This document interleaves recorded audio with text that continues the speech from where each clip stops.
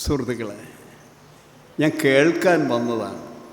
എന്തെങ്കിലും പറയാനുള്ള തയ്യാറെടുപ്പോ അങ്ങനെയുള്ള പഠനങ്ങളോ ഒന്നും നടത്തിയിട്ടല്ല ഞാനിവിടെ നിൽക്കുന്നത്. അതുകൊണ്ട് വളരെ കുറച്ചേ ഞാൻ സംസാരിക്കൂ കഴിയുന്നത്.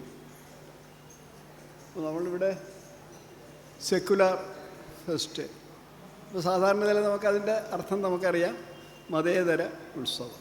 അപ്പോൾ മതേതര ഉത്സവം എന്നുള്ള പ്രയോഗത്തിന് പ്രസക്തി ഉണ്ടോ എന്നുള്ള ചരിത്രം മാത്രം ഞാൻ പറഞ്ഞുകൊണ്ട് അവസാനിപ്പിക്കാമെന്ന് വിചാരിക്കുന്നു. ഉത്സവം എന്നതൊരു സംസ്കൃത പദമാണ്, എല്ലാവർക്കും അറിയാം.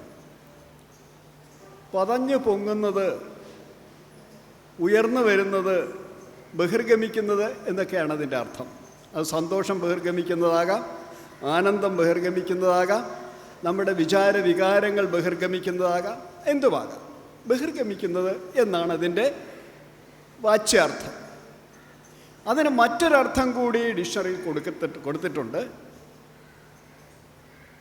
ഈശ്വരനെ പ്രീതിപ്പെടുത്തുന്നതിന് വേണ്ടി നടത്തുന്ന ആഘോഷം എന്നൊരർത്ഥം കൂടി കൊടുത്തിട്ടുണ്ട്.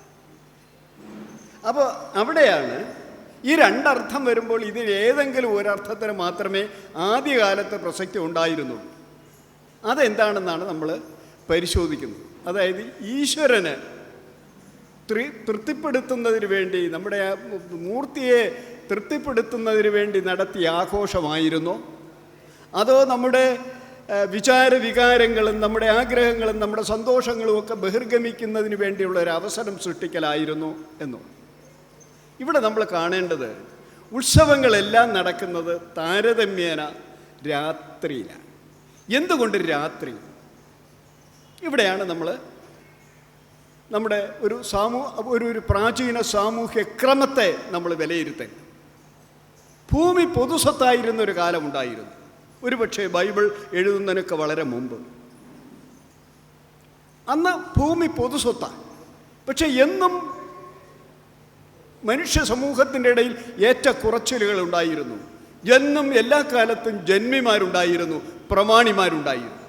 അന്ന് പ്രാമാണികത്വം നിശ്ചയിച്ചിരുന്നത് ആടുമാടുകളുടെ എണ്ണത്തെ നോക്കിയായി. ഒരാളിന് എത്ര ആടുകളുണ്ട്, അല്ലെങ്കിൽ എത്ര പശുക്കളുണ്ട്, എത്ര വളർത്തു മൃഗങ്ങളുണ്ട്, അതിൻ്റെ എണ്ണമനുസരിച്ചാണ് അയാളുടെ പ്രാമാണികത്വം നിശ്ചയിച്ചത്. അതിലേറ്റവും കൂടുതൽ ആടുമാടുകൾ ഉള്ളയാളാണ് ഗോത്രത്തലവനായി മാറുന്നത്.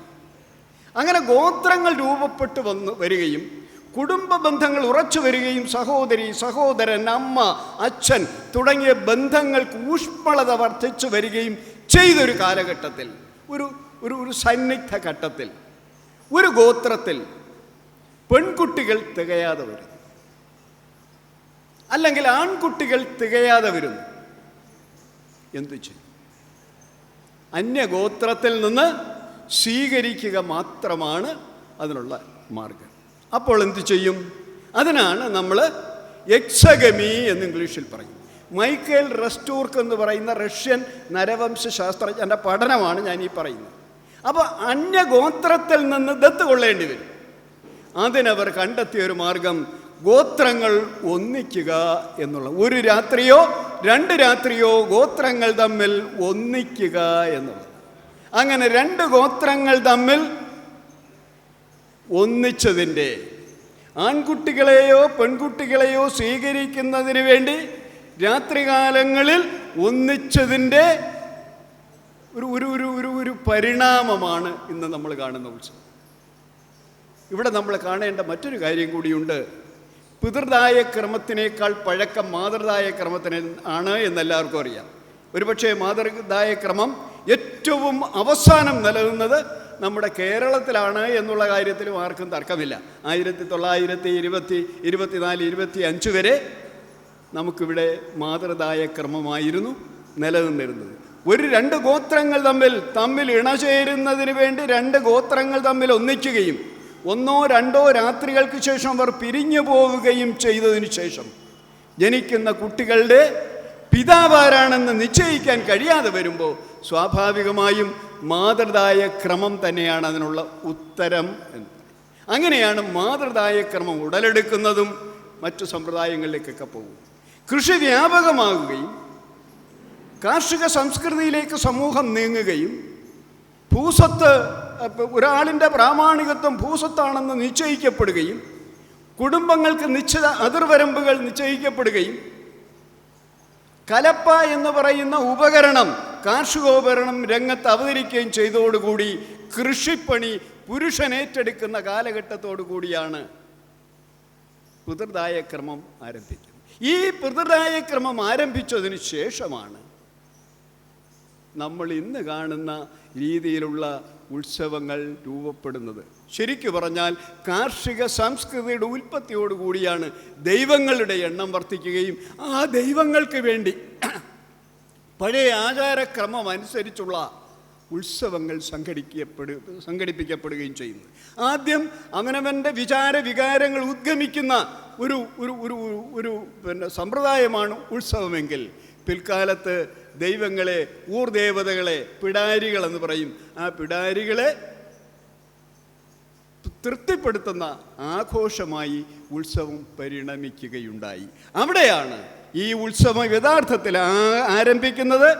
സെക്കുലറായിട്ടാണ്, മതത്തിൻ്റെ പേരിലല്ല, ദൈവത്തിൻ്റെ പേരിലല്ല, ജാതിയുടെ പേരിലല്ല, ഗോത്രത്തിൻ്റെ പേരിലല്ല, മറിച്ച് കുടുംബ ബന്ധങ്ങൾ നിലനിർത്തുന്നതിന്, മനുഷ്യൻ്റെ ജൈവപരമായ ആവശ്യങ്ങൾ നിർവഹിക്കുന്നതിന്, സ്ത്രീകളെ സ്വീകരിക്കുന്നതിനും പുരുഷന്മാരെ വിട്ടുകൊടുക്കുന്നതിനും വേണ്ടി ഗോത്രങ്ങൾ തമ്മിൽ ഒന്നിക്കുകയും അതിനകത്ത് ഗോത്രാംഗങ്ങൾ ഇണചേരുകയും ചെയ്യുന്ന ഒരുപക്ഷെ നമുക്ക് തോന്നാം ഇത്രയും പ്രാകൃതമായിരുന്നോ മനുഷ്യൻ? തികച്ചുമായിരുന്നു എന്നാണ് മൈക്കൽ റസ്റ്റൂർക്കിൻ്റെ പഠനം. അപ്പോൾ ഉത്സവം എന്ന് പറയുന്നത് സംസ്കൃതമാണ് എന്ന് ഞാൻ പറഞ്ഞു. അപ്പോൾ പിന്നെ കേരളത്തിൽ എങ്ങനെയായിരുന്നു? ഇവിടെ സംസ്കൃതം ഇല്ലായിരുന്നല്ലോ. അതിന് നമ്മളിവിടെ മലയാളിയുടെ ഉത്സവത്തിന് ഊട്ട് എന്നാണ് പറയുക. ഊട്ട്, ഊരൂട്ടും കാവൂട്ടുമാണ് നമുക്കിവിടെയുള്ള ഉത്സവങ്ങൾ. അത് കച്ചവടവൽക്കരിക്കപ്പെട്ടതിന് ശേഷമാണ് കേരളത്തിൽ ഇത് വ്യാപകമാകുന്നത്. ഈ ഉത്സവം ക്രമേണ കൊണ്ട് ഇത് കച്ചവടവൽക്കരിക്കപ്പെട്ടതായി നമ്മൾ കാണുന്നുണ്ട്. ഊട്ടും കാണാം, ഉപ്പും വിൽക്കാം, അങ്ങനൊരു പ്രയോഗം മലയാള ഭാഷയിലുണ്ട്. ഊട്ടും കാണാം, ഉപ്പും വിൽക്കാം. കാരണം ഉപ്പിൻ്റെ ഉൽപ്പാദകരെന്ന് പറയുന്നത് കടലോരത്തുള്ള ജനതയാണ്. കടലോരത്തുള്ള ജനത ഉപ്പുണ്ടാക്കി ഉൾനാടൻ ഗ്രാമങ്ങളിലേക്ക് തലച്ചുമടായി കൊണ്ടുവന്ന് വിൽക്കുന്ന ഒരു സമ്പ്രദായമായിരുന്നു എന്ന്. നാഴി നെല്ലിന് നാഴി ഉപ്പ് എന്നുള്ള പ്രയോഗം നമുക്ക് സംഘകാലകൃതികൾ ഏകദേശം 1500-2000 വർഷങ്ങൾക്കിടയിൽ എഴുതപ്പെട്ട സംഘകാലകൃതികളിൽ, ഇന്നത്തെ മലയാളവും തമിഴിനും തെലുങ്കിനും മുമ്പ് നിലനിന്നിരുന്ന പൂർവ്വ ദ്രാവിഡത്തിൽ എഴുതപ്പെട്ട 2562 പാട്ടുകളടങ്ങുന്ന സംഘകാല കൃതികളിൽ പലതിലും നാഴി നെല്ലിന് നാഴി ഉപ്പ് എന്ന് പറഞ്ഞ് തെരുവോരങ്ങളിൽ വിളിച്ചു കൊണ്ടുപോകുന്ന പരവതരുണികളെ വ്യക്തമായി അതിനകത്ത് രേഖപ്പെടുത്തിയിട്ടുണ്ട്. അപ്പോൾ അത് വെച്ചുകൊണ്ടാണ് ഞാൻ പറയുന്നത്. അപ്പോൾ അങ്ങനെ ഈ ഊട്ടും കാണാം, ഉപ്പും വിൽക്കാം. അപ്പോൾ ഉപ്പ് മാത്രമല്ല അവിടെ വിറ്റിട്ടുണ്ടാവുക, എല്ലാ ഉൽപ്പാദന മിച്ചങ്ങളും അവിടെ കൊണ്ടുവന്നിരിക്കണം, വിറ്റിരിക്കണം. അങ്ങനെ ഉത്സവങ്ങൾ പിന്നീട് ആദ്യം മനുഷ്യൻ ഇണചേരുന്നതിന് വേണ്ടി ഉപയോഗിച്ചു എങ്കിൽ, രണ്ടാമത് ദൈവപ്രീതിക്ക് വേണ്ടി ഉപയോഗിച്ചു, മൂന്നാമത് കച്ചവട കേന്ദ്രങ്ങളായി അത് മാറുന്നതും നമ്മൾ കാണുന്നുണ്ട്. അങ്ങനെ ഒരു പരിണാമമുണ്ട് ഉത്സവത്തിന്. അവിടെയാണ് ഊട്ടും കാണാം, ഉപ്പും വിൽക്കാം എന്ന് പറയും. അതായത് ഒരു പ്രവൃത്തി കൊണ്ട് രണ്ട് കാര്യങ്ങൾ നേടുക എന്നുള്ള അർത്ഥത്തിൽ ഇത് പിൽക്കാലത്ത് മലയാള ഭാഷയിലെ ഒരു ശൈലീ രൂപമായി കടമെടുക്കുകയാണ് ഉണ്ടായത്. അപ്പോൾ ഇത്തരത്തിൽ ഉള്ള കൊച്ചു കൊച്ചു കാര്യങ്ങൾ മാത്രമേ എനിക്ക് പറയാനുള്ളൂ. അതി വിശദമായിട്ടൊന്നും ഞാൻ പറഞ്ഞു, ഞാനിത് കേൾക്കാൻ വന്നതാണ്. പക്ഷെ വന്നപ്പോൾ ഉച്ചയായി. വേറെ 1-2 പരിപാടി കൂടെ കാലത്ത് ഉണ്ടായിരുന്നത് കൊണ്ടാണ് ഉച്ചയ്ക്ക്, അല്ലെങ്കിൽ ഞാൻ രാവിലെ വരേണ്ട ഒരാളായിരുന്നു, രാവിലെ വരാൻ പറ്റില്ല, ഉച്ചയ്ക്ക് ശേഷമാണ് വന്നപ്പോഴാണ് നാഗേഷ് പറഞ്ഞ് 2 വർത്തമാനം പറയണമെന്ന് പറഞ്ഞ്. അങ്ങനെ ഇതിൻ്റെ ഒരു മതേതര ഉത്സവം എന്ന് പറയുന്നത്, ഉത്സവങ്ങളെല്ലാം ആരംഭിച്ചത് മതേതരമായിട്ടാണ്, പ്രാകൃതമായിട്ടാണ്. അത് പിന്നീട് ദൈവത്തിന് വേണ്ടി അർപ്പിക്കപ്പെട്ടു, അതിനുശേഷം അത് കച്ചവടവൽക്കരിക്കപ്പെട്ടു. എന്ന് കച്ചവടവൽക്കരിക്കപ്പെട്ട ഒരു ഉത്സവമാണ് നമ്മൾ കാണുന്നത്. അവിടെയാണ് മതേതര ഉത്സവം എന്ന് പറയുന്ന നമ്മുടെ സെക്കുലാർ വെസ്റ്റിൻ്റെയൊക്കെ പ്രസക്തി വരുന്നത് എന്ന് കരുതുന്ന ഒരാളാണ് ഞാൻ. കേട്ടിരുന്നത്. നിങ്ങൾക്ക് നന്ദി. നിർത്തുന്നു. ഈ ഉത്സവം ഉണ്ടല്ലോ, ഇപ്പോൾ സാറ് പറഞ്ഞല്ലോ അതിൻ്റെ പ്രധാനപ്പെട്ട കാരണം ഇത് ഉണ്ടായിട്ടുള്ളത് ഗോത്രങ്ങൾ തമ്മിലുള്ള ഒത്തുചേരാൻ വേണ്ടിയിട്ടാണോ, അന്നും പങ്കാളികളെ കണ്ടെത്താൻ വേണ്ടിയിട്ടാണ് ഉത്സവങ്ങൾ തുടങ്ങിയിട്ടുള്ളതെന്നും പറഞ്ഞല്ലോ. പിന്നീട് എപ്പോഴാണ് ആ ഒരു ഇതിൽ നിന്ന് മാറി, അതായത് പങ്കാളികളെ കണ്ടെത്തുക എന്നുള്ള ഒരു കാര്യത്തിൽ നിന്ന് മാറി മൂർത്തിയെ പ്രീതിപ്പെടുത്തുക എന്നുള്ള ഒരു ട്രാൻസ്ഫോർമേഷൻ സംഭവിക്കുന്നത് എങ്ങനെയാണ്? കൃത്യമായ ഒരു കാലഘട്ടം പറയാൻ പറ്റില്ല. കാരണം എന്ന് പറഞ്ഞാൽ ഓരോ എപ്പോഴാണെന്നല്ല, എങ്ങനെയാണ് പിന്നെ പയ്യെ പയ്യെ ട്രാൻസ്ഫോർമേഷൻ സംഭവിക്കുന്നത്? അതിന് വളരെ പ്രധാനപ്പെട്ട കാര്യം കൃഷിയുടെ കണ്ടെത്തൽ തന്നെയാണ്. കൃഷിയുടെ കണ്ടെത്തലോടുകൂടിയാണ് കുടുംബ ബന്ധങ്ങൾ ഊട്ടി ഉറപ്പിക്കപ്പെടുന്നത്. അതിനു മുമ്പ് ഒരു തരം നോമാഡിക് ട്രൈബ് തന്നെയായിരുന്നു എല്ലാ മനുഷ്യരും. ഇപ്പോൾ പശുപാലക സമൂഹത്തിനെ കുറിച്ച് ഞാൻ പറഞ്ഞു. മൃഗങ്ങളുടെ എണ്ണത്തിനനുസരിച്ച് പ്രാമാണിത്വം കണക്കാക്കിയിരുന്ന ഒരു കാലഘട്ടത്തിൽ അവർക്ക് നോമാഡിക് ട്രൈബായിട്ട് ജീവിക്കാൻ പറ്റും. ഇപ്പോൾ നമ്മൾ ആര്യന്മാരുടെ വരവിനെക്കുറിച്ച് പറയുന്നു. ആര്യന്മാരെ വരവ് എന്ന് പറയുന്നത് അവരോടൊപ്പമുള്ള പശുക്കളുടെയും കന്നുകാലികളുടെയും തീറ്റ അന്വേഷിച്ചുള്ള വരവാവാം, അവരുടെ ഭക്ഷണത്തിന് വേണ്ടിയുള്ള വരവാവാം, പ്രതികൂല കാലാവസ്ഥയെ തരണം ചെയ്യാൻ വേണ്ടിയുള്ള വരവാവാം, വെള്ളത്തിന് വേണ്ടിയുള്ള വരവാവാം. അങ്ങനെ നിരവധി കാരണങ്ങളാൽ ഒരു ട്രൈബിങ്ങിനെ യാത്ര ചെയ്തുകൊണ്ടിരുന്ന ഒരു കാലം. അവിടെയാണ് നദീതട സംസ്കാരങ്ങളുമായി ബന്ധപ്പെട്ട് കാർഷിക സംസ്കൃതി രൂപപ്പെട്ടു വരുന്നത്. കാർഷിക സംസ്കൃതി രൂപപ്പെട്ടു വരുമ്പോൾ കൃഷി സ്ഥലങ്ങൾ പെട്ടെന്ന് മാറ്റിക്കൊണ്ടു പോകാൻ കഴിയില്ല. കന്നുകാലികളെ മാറ്റിക്കൊണ്ടുപോലെ കൃഷി ഉപകരണങ്ങൾ ചുമന്നു കൊണ്ടുപോവുക ബുദ്ധിമുട്ടാണ്. അതുകൊണ്ട് തന്നെ അവർക്ക് സ്ഥിരമായൊരു സെറ്റിൽമെൻ്റ് ഉണ്ടാക്കേണ്ടി വരുന്നു, വീടുണ്ടാകേണ്ടി വരുന്നു, വീടിന് കെട്ടുറപ്പുണ്ടാകേണ്ടി വരുന്നു, പ്രതികൂല കാലാവസ്ഥകളെ തരണം ചെയ്യുന്ന രീതിയിൽ ശില്പവിദ്യകൾക്ക് രൂപം കൊടുക്കേണ്ടി വരുന്നു. അങ്ങനെ രൂപം കൊടുത്ത ഒരു പ്രത്യേക സന്ദർഭത്തിലാണ് ആദ്യമായി കലപ്പ കണ്ടെത്തുന്നു. കലപ്പ കണ്ടെത്തിയപ്പോൾ കലപ്പ ഒരിക്കലും ഒരു സ്ത്രീക്ക് കൈകാര്യം ചെയ്യാൻ ഇന്നത്തെ കലപ്പയല്ല. നമ്മൾ കാണേണ്ട വലിയ പിന്നെ ഒരു 10-30 കിലോ ഭാരമുള്ള കലപ്പയാണ്. ഈ കലപ്പ കൈകാര്യം ചെയ്യാൻ സ്ത്രീകളെ സംബന്ധിച്ചിടത്തോളം വളരെ ബുദ്ധിമുട്ടാണ്. സ്വാഭാവികമായും ഈ ജോലി പുരുഷൻ ഏറ്റെടുത്തു. ഈ പുരുഷൻ ഈ ജോലി ഏറ്റെടുത്തോടുകൂടിയാണ് നമ്മുടെ ഈ പാട്രിയാർക്കി സമ്പ്രദായം ഇവിടെ ചൂടുറയ്ക്കുന്നത് എന്നാണ് ഞാൻ ഈ പറയുന്നത്. ഇതൊന്നും എൻ്റെ കണ്ടെത്തലല്ല. മൈക്കേൽ റെസ്റ്റൂർക്ക് എന്ന് പറയുന്ന ഒരു റഷ്യൻ നരവംശ ശാസ്ത്രജ്ഞൻ്റെ അവിടെ ഒരു സംഭവം എന്ന് പറയുന്നത് വേട്ടയാടലിനെ 100% ഉപേക്ഷിച്ച് കൃഷിയിലേക്ക് എന്തായാലും മാറില്ല. കാര്യം മനുഷ്യൻ ഇപ്പം തന്നെ തെളിയിക്കപ്പെട്ടുള്ളത് മനുഷ്യൻ ജന്മന വെജിറ്റേറിയൻ അല്ല, നോൺ വെജിറ്റേറിയൻ ഒരു മിശ്രഭുക്കായിരുന്നു എന്ന് ഏകദേശം ഒരു ധാരണയിലെത്തിയിട്ടുണ്ട്. അങ്ങനെയെങ്കിൽ തന്നെ വേട്ടയാടൽ അവന് പെട്ടെന്ന് അവസാനിപ്പിക്കാൻ കഴിയില്ല. അപ്പോൾ വേട്ടയാടലും കൃഷിയും ഒരുപക്ഷെ കലപ്പ കണ്ടുപിടിക്കുന്നതിന് മുമ്പ് റെസ്റ്റോർക്ക് അത് പ്രത്യേകം പറയുന്നുണ്ട്. കലപ്പ കണ്ടുപിടിക്കുന്നതിന് മുമ്പ് കൃഷി സ്ത്രീയായിരുന്നു ചെയ്തിരുന്നത്. അതിന് അദ്ദേഹം ഒരു ഉദാഹരണം പറയുന്നത്, ഒരു ചെടിയിൽ വളരെ നിറമുള്ള ഒരു പഴം കണ്ടിട്ട് ഒക്കത്തിരുന്ന കുഞ്ഞ് കരഞ്ഞു, അത് വേണം എന്ന് പറഞ്ഞു. അമ്മ അത് പറിച്ച് കുഞ്ഞിന് കൊടുത്തു.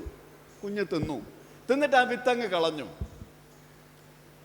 കുറച്ച് നാൾ കഴിഞ്ഞപ്പോൾ ഒരു മഴ പെയ്തു കഴിഞ്ഞപ്പോൾ അവിടെ ആ ചെടി പൊടിച്ചു വരുന്ന അമ്മ കണ്ടു.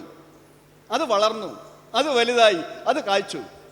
അങ്ങനെ ആ അമ്മ വിത്ത് നട്ടാൽ മരമാകുമെന്നും ആ മരത്തിൽ കായ്കളുണ്ടാകുമെന്നും അങ്ങനെ കൃഷി ആ അമ്മ കണ്ടുപിടിക്കുക. ആ അമ്മ കണ്ടുപിടിച്ചതിന് ശേഷം ഇത് കൃഷി മറ്റമ്മമാരിലേക്ക് പകരുകയും അങ്ങനെ സ്ത്രീകൾ കൃഷി ജോലി ഏറ്റെടുക്കുകയും ചെയ്തു. അതേസമയം തന്നെ വീട്ടിലെ പുരുഷന്മാർ നായാട്ട് തൊഴിലായും സ്വീകരിച്ചു. പക്ഷേ കൃഷി എന്ന് പറയുന്നത് ഈ ധാന്യങ്ങൾ മനുഷ്യൻ ഉപയോഗിക്കാൻ തുടങ്ങിയതോടുകൂടി കലപ്പ ഒരാവശ്യമായി വന്നു. അങ്ങനെ മനുഷ്യൻ കണ്ടെത്തിയ രണ്ടാമത്തെ ആയുധം, ആദ്യത്തെ ആയുധം വില്ല് എന്നാണ് കണക്കാക്കപ്പെട്ടിട്ടുള്ളത്. വില്ല് എന്ന് പറയുന്നത് കല്ലെടുത്തെറിഞ്ഞ് പഴങ്ങൾ വീഴ്ത്തി തിന്നുന്ന ഒരു രീതി ഉണ്ടായിരുന്നു. പക്ഷേ കുറച്ചുകൂടെ എളുപ്പം കല്ല് എയ്ത് വിടാൻ പറ്റിയത് വില്ലാണ്. അങ്ങനെ തടിയിലവൻ വില്ലുണ്ടാക്കുകയും വില്ലിൽ കല്ല് എയ്ത് വിട്ടാണ് ആദ്യം പഴങ്ങൾ ഉണ്ടാക്കിയത്. രണ്ടാമതവൻ കണ്ടുപിടിച്ചത് കലപ്പ എന്നാണ് പറയുക.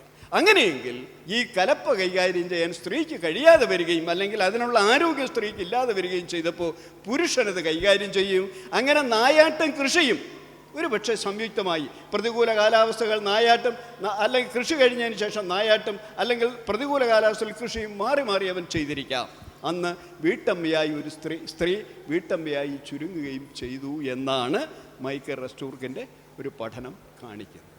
അദ്ദേഹത്തിൻ്റെ പേര് മനുഷ്യോൽപ്പത്തി എന്നാണ്. അതിൻ്റെ മലയാളത്തിൽ NE ബൽറാം അത് വിവർത്തനം ചെയ്തിട്ടുണ്ട്. മനുഷ്യോൽപ്പത്തി എന്നാണ് അതിൻ്റെ പേര്. മൈക്കേൽ റെസ്റ്റൂർക്ക് എന്ന് പറയുന്ന റഷ്യൻ ശാസ്ത്രജ്ഞൻ്റെ ഒരു പഠനമാണ് ഞാൻ പറഞ്ഞത്. ഒരു വാണിജ്യവത്കരണത്തിലേക്ക് വന്നത് ഈ പുരോഹിതന്മാർ ആദ്യം ഈ രംഗത്തില്ലായിരുന്നു. പുരോഹിതന്മാർ ഈ ഉത്സവ അല്ലെങ്കിൽ നമ്മുടെ കാളിയൂട്ട് എന്നൊക്കെ പറയുന്ന അതിലേക്ക് പിന്നീട് കടന്നു വരികയും ആ പൗരോഹിത്യ മേധാവിത്വം കുറെ കൂടി പ്രബലമായതിന് ശേഷമാണ് ഈ വാണിജ്യവത്കരണം ഉണ്ടായതെന്നാണ് ചില ചരിത്രകാരന്മാരുടെ അഭിപ്രായം. അതിനോട് സാർ യോജിക്കുന്നുണ്ടോ? അതിനെക്കുറിച്ച് CR കേരളവർമ്മയുടെ മതവും മന്ത്രവാദവും എന്ന് പറയുന്ന ഒരു പുസ്തകം പുറത്തിറങ്ങിയിട്ടുണ്ട്. അദ്ദേഹം യൂറോപ്യന്മാരായ പല ചിന്തകന്മാരുടെയും പഠനങ്ങൾ അധികരിച്ച് തയ്യാറാക്കിയിട്ടുള്ളതാണ്. മതവും മന്ത്രവാദവും എന്നാണ് അതിൻ്റെ പേര്. നമ്മുടെ കേരള സാഹിത്യ ഇൻസ്റ്റിറ്റ്യൂട്ടാണത് പ്രസിദ്ധീകരിച്ചത്. ഇപ്പോൾ അത് ലഭ്യമാണോ എന്ന് എനിക്കറിയില്ല. എൻ്റെ കയ്യിലൊരു പഴയ കോപ്പിയാണ് ഉള്ളത്. അതിനകത്ത് അദ്ദേഹം പറയുന്നത്, ശാസ്ത്രജ്ഞനോട് ഒരു ശാസ്ത്രജ്ഞൻ ആരോടെങ്കിലും കടപ്പെട്ടിരിക്കുന്നു എങ്കിൽ അത് മന്ത്രവാദിയോടാണ്, മതത്തിനോടല്ല എന്നാണ് അദ്ദേഹം പറയുന്നത്. കാരണം മന്ത്രവാദിയാണ് ആദ്യം പറഞ്ഞത്, ഈ ഇടിയും മിന്നലും ഞാൻ എൻ്റെ മന്ത്രശക്തി കൊണ്ട് നിർത്തിത്തരാം, ഈ വെള്ളപ്പൊക്കം എൻ്റെ മന്ത്രശക്തി കൊണ്ട് നിർത്തിത്തരാം. അങ്ങനെ പ്രകൃതിയെ വെല്ലുവിളിച്ചുകൊണ്ട് ആദ്യം രംഗത്ത് വന്നയാളാണ് മന്ത്രവാദി. ഒരുപക്ഷെ അയാളുടെ മന്ത്രവാദം കൊണ്ട് ചിലതൊക്കെ സംഭവിച്ചിരിക്കും. മന്ത്രവാദത്തിൻ്റെ ശക്തി കൊണ്ടല്ല, പ്രകൃതി തന്നെ ചിലപ്പോൾ അയാൾ വെള്ളപ്പൊക്കം നിർത്തിത്തരാമെന്ന് പറഞ്ഞപ്പോൾ മഴ നിൽക്കുകയും വെള്ളം ഒന്ന് പോയിരിക്കുകയും ചെയ്തിരിക്കാം. അല്ലെങ്കിൽ ഇടി വെട്ടിയപ്പോൾ അയാളുടെ മന്ത്രം ചൊല്ലിയപ്പോഴത്തേന് ഇടി നിന്നിരിക്കാം. അത് മന്ത്രം ചൊല്ലിയത് കൊണ്ടല്ല, ഇടിയുടെ അത്രയേ ഉള്ളൂ, അങ്ങനെ നിന്നിരിക്കാം. ഒരു പക്ഷേ ആദ്യത്തെ ഗോത്രത്തലവനായി സമൂഹം കണ്ടത് ഈ മന്ത്രവാദിയായിരിക്കാം. ഈ മന്ത്രവാദി പിന്നീട് ഈ മന്ത്രവാദത്തിന് മൂന്നവസ്ഥകൾ ഉണ്ടായി വരുന്നുണ്ട്. ഒന്ന്, വ്യക്തികൾക്ക് വേണ്ടി ചെയ്യുന്ന മന്ത്രവാദം, കുടുംബത്തിന് വേണ്ടി ചെയ്യുന്ന മന്ത്രവാദം. രണ്ടാമത്, സമൂഹത്തിന് വേണ്ടി ചെയ്യുന്ന മന്ത്രവാദം. ഇപ്പോൾ ഒരു മാനസിക രോഗി അല്ലെങ്കിൽ ഒരു അസുഖം ബാധിച്ച ഒരാളിന് ചെയ്യുന്ന മന്ത്രവാദത്തിന് വ്യക്തിഗത മന്ത്രവാദമെന്നും, സമൂഹത്തിലുണ്ടാകുന്ന വെള്ളപ്പൊക്കത്തിനെതിരെ ചെയ്യുന്ന ഒരു മന്ത്രവാദം ചെയ്യുന്നത് സാമൂഹ്യ മന്ത്രവാദമെന്നും രണ്ട് തരം മന്ത്രവാദങ്ങൾ രൂപപ്പെട്ട് വന്നതായി അദ്ദേഹം പറയുന്നുണ്ട്. ഈ മന്ത്രവാദികളാണ് ആദ്യത്തെ ഗോത്രത്തലവന്മാർ. ഈ ഗോത്രത്തലവന്മാർ ക്രമേണ കൊണ്ട് നാട്ടുവൈദ്യവും കൂടി, വൈദ്യവും മന്ത്രവാദവും ഒന്നിച്ചു പോവുകയും ക്രമേണ കൊണ്ട് രണ്ടും രണ്ട് വഴിയിലേക്ക് തിരിയുകയും ചെയ്യുന്നു. മന്ത്രവാദം ഒരു വഴിക്ക്, വൈദ്യം മറ്റൊരു വഴിക്ക്. അങ്ങനെ വൈദ്യന്മാർ സമാന്തരമായി സമൂഹത്തിൽ പ്രവർത്തിക്കുകയും ഈ മന്ത്രവാദികൾ ഗോത്രത്തലവന്മാരായി മാറുകയും ഈ ഗോത്രത്തലവന്മാർ പിൽക്കാലത്ത് മല്ലന്മാർക്ക് കീഴ്പ്പെടുകയും ചെയ്യുന്നുണ്ട്. അങ്ങനെ മല്ലന്മാർക്ക് കീഴ്പ്പെട്ടതിന് ശേഷം മല്ലന്മാർ ഗോത്രത്തലവന്മാരായി മാറി. മറ്റു മല്ലന്മാരെ കീഴടക്കിയ മഹാമല്ലൻ വലിയ ഗോത്രത്തിൻ്റെ തലവനായി അല്ലെങ്കിൽ ഒരു കുട്ടി രാജാവായി മാറി എന്നാണ് പിന്നീട് വരുന്ന പഠനങ്ങളിൽ അദ്ദേഹം പറയുന്നത്. അപ്പോൾ അതുകൊണ്ട് നമുക്ക് ഈ മന്ത്രവാദം ഉണ്ടായത് ഈ ദൈവത്തിൽ നിന്നല്ല. മന്ത്രവാദത്തിന് ആദ്യം ദൈവമായിട്ടല്ല ബന്ധം, മന്ത്രത്തിനുമായിട്ടാണ്, ശബ്ദത്തിനുമായിട്ടാണ് ബന്ധം.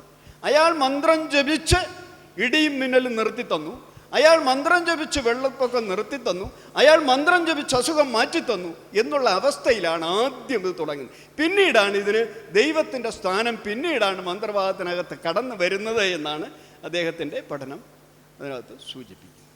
പാഴൂർ പടിപ്പുര. അപ്പം അവിടെ നിന്ന് പണ്ടിങ്ങനെ ഈ മന്ത്രവാദം ഇതൊക്കെ പഠിച്ചിട്ട് ഒരാള് ഇവിടെ ഈ കരുവാറ്റ ഭാഗത്ത് വന്നിട്ട്, ആ സ്ഥലത്തിന്റെ പേര് പാഴൂർ പറമ്പെന്ന്, പിന്നീട് അതെ അവിടുത്തെയാണ് പാഴൂർ പടിപ്പുര. അവിടുന്ന് ഒരാൾ വന്ന് ഇവിടെ കരുവാറ്റ ആനാരിക്കും കരുവാറ്റയും ഇടയ്ക്ക് വന്ന് താമസിച്ചിരുന്നതായിട്ട് പറയപ്പെടുന്നു. അപ്പം ആ ഒരു വീട്ടിൽ അവരുടെ വീട്ടുപേരും പാരൂർ പറമ്പെന്ന് തന്നെ. അപ്പം അവിടുന്ന് കുറേയേറെ ഈ താളിയോലകൾ പണ്ട് കിട്ടിയിട്ടുണ്ടായിരുന്നു. അപ്പം അതിനകത്ത് അക്കാലത്ത് അതിൻ്റെ അടുത്തൊരു മുൻസിഫ് താമസം ഉണ്ടായിരുന്നു. മുൻസിഫ് ഈ താളിയോലയൊക്കെ കണ്ടിട്ട് പിന്നെ ആരോ അത് കത്തിച്ച് കളഞ്ഞു. അപ്പോൾ അതിനകത്ത് ഈ അന്ന് ചൊല്ലിയിരുന്ന ചില ഇതുപോലുള്ള സാർ പറഞ്ഞ മന്ത്രവാദത്തിൻ്റെയൊക്കെ എഴുതിയിട്ടുണ്ട്. അതിൽ ഒരെണ്ണം ഞാൻ കണ്ടതിനകത്ത് ചും ചാ റാനാ സഖി ബച്ചാ റാനാ സഖി ഓം ഹ്രീം എന്നൊക്കെയാണ് അതിനകത്ത് എഴുതിയിരുന്നത്. അപ്പം ഇങ്ങനെ കുറേയേറെ പറഞ്ഞിട്ടാണ് ഇവർ അന്ന് മന്ത്രവാദം നടത്തിയിരുന്നതെന്നാണ് പറയപ്പെടുന്നു. അപ്പോൾ ആളുകളെല്ലാം ഇത് കണ്ട് അന്തം വിട്ടിങ്ങനെ നിൽക്കുകയും ഈ പന്തമൊക്കെ കൊളുത്തി അങ്ങനെ പല സ്ഥലത്തും നമ്മുടെ കേരളത്തിൽ നടന്നിരുന്നു. ഒരു സ്ഥലം തൃക്കുന്നപ്പുഴയാണെന്ന് പറയുന്നത്. അവിടുന്ന് ഒരു മന്ത്രവാദി പിന്നെ തൃക്കുന്നപ്പുഴ പോയി ആ സ്ഥലത്തിന് എന്തോ ഒരു പരിഹാരമോ എന്തോ ഒരു സ്ഥലമുണ്ട് അവിടെ ഇപ്പോഴും ചില മന്ത്രവാദികൾ അത് മുസ്ലിം സമുദായത്തിലുള്ളവർ ഏറ്റെടുത്തതായിട്ടും ഒക്കെ പറയുന്നു. അതെ, ആറാട്ടുപുഴ തൃക്കുന്നപ്പുഴ അടുത്ത്. അതെ. ഇത് പരശുരാമനുമായി ബന്ധപ്പെട്ട ചില കുടുംബങ്ങൾ പറയുന്നുണ്ട്. പരശുരാമൻ മന്ത്രവാദം ചൊല്ലുന്നതിന് അല്ലെങ്കിൽ മന്ത്രവാദം നടത്തുന്നതിന് ഞങ്ങളെയാണ് ചുമതലപ്പെടുത്തിയത് എന്ന് അവകാശപ്പെടുന്ന ആളുകൾ വരെയുണ്ട്. ഇത് മന്ത്രം തന്നെ 2 തരത്തിലാണ്. ഒന്ന് മൂലമന്ത്രമാണ്, രണ്ടാമത്തെ പ്രായോഗിക മന്ത്രമാണ്. അപ്പോൾ മൂലമന്ത്രം എല്ലാത്തിനും തുല്യമാണ്. നമുക്കിതറിയണമെന്നുണ്ടെങ്കിൽ 10 രൂപ 15 രൂപ മറ്റുള്ള മരുന്നും മന്ത്രങ്ങളും എന്ന് പറഞ്ഞിട്ട് ചെല്ലപ്പമ്പിള്ള അണ്ണാവി എന്ന് പറയുന്ന ഒരാൾ, എനിക്ക് തോന്നുന്നു ഒരു 150ാമത്തെ പതിപ്പ് മറ്റുമാണ് ഇപ്പോൾ ഇറങ്ങിയിട്ടുള്ളത്. മരുന്നും മന്ത്രങ്ങളും എന്ന് പറഞ്ഞിട്ടൊരു കോളമൊക്കെ പറഞ്ഞിട്ടൊരു സാധനം ദേവി ബുക്ക് സ്റ്റാൾ, മുല്ലയ്ക്കൽ, ആലപ്പുഴ അവരിറക്കിയിട്ടുണ്ട്. ഇല്ലേ, കണ്ടിട്ടുണ്ടെന്ന് കണ്ടിട്ടുണ്ട്. മുല്ലയ്ക്കൽ, ആലപ്പുഴ ചെറിയ പുസ്തകമാണ്. അതിനകത്ത് ഓരോ അസുഖത്തിനുള്ള മൂലമന്ത്രങ്ങൾ പ്രത്യേകം, അസുഖത്തിന് ചൊല്ലേണ്ട മന്ത്രങ്ങൾ പ്രത്യേകം. അതിൽ സംസ്കൃതമുണ്ട്, തമിഴുണ്ട്, മലയാളമുണ്ട്. ഗർഭം കലക്കുന്നതിനെക്കുറിച്ച്, അതെ അതെ അതെ അതെ അതെ അങ്ങനെ ഒരുപാട് കാര്യങ്ങൾ അതിനകത്ത് കയ്യിലുണ്ട്. ചെറിയൊരു പുസ്തകം, പക്ഷെ അത് വളരെ ഇൻഫോർമേറ്റീവാണ്. നമുക്ക് ഇതൊക്കെ വച്ച് പഠിക്കാനും വിമർശിക്കാനും ഒക്കെ പറ്റിയൊരു സാധനമാണ്. ചെറിയൊരു പുസ്തകമാണ്. ചെല്ലപ്പമ്പിള്ള അണ്ണാവി എഴുതിയതാണ്, പഴയ ഒരു മനുഷ്യൻ എഴുതിയതാണ്. തമിഴും മലയാളവും സംസ്കൃതവും ഒക്കെ ഇതിനകത്ത് ഉണ്ട്. ഇത് കേൾക്കുമ്പോഴാണ് നമുക്ക് ഇതിൻ്റെ പൊള്ളത്തരം, ഇത് പഠിക്കുമ്പോഴാണ് നമ്മളതിൻ്റെ പൊള്ളത്തരം പറയുന്നത്. നമ്മളിപ്പോൾ പലരും പറയുന്നുണ്ട്, എൻ്റെ വീട്ടിൽ 2 തരം രാമായണം, ഒരു 3 തരം ബൈബിള്, 2 ഖുറാനൊക്കെ ഇരുന്നപ്പോൾ ഒരാൾ എൻ്റെ വീട്ടിൽ വന്നു, പക്ഷേ നിങ്ങൾ ഈ യുക്തിവാദമൊക്കെ പറഞ്ഞിട്ട് എന്തോന്ന് ഈ രാമായണവും ഭാരതവും ഭാഗവതമൊക്കെ വേണ്ടി ഞാൻ പറയും ഭഗവത്ഗീത വരെ ഉണ്ട്. കാരണം നമ്മൾ ഒരെണ്ണത്തിന് വിമർശിക്കാൻ പോകുമ്പോൾ നമ്മളത് അറിഞ്ഞിരിക്കണം, പഠിച്ചിരിക്കണം. രാമായണ കഥ അറിയാതെ ശ്രീരാമനെ വിമർശിക്കാൻ പോയാൽ പറ്റൂ?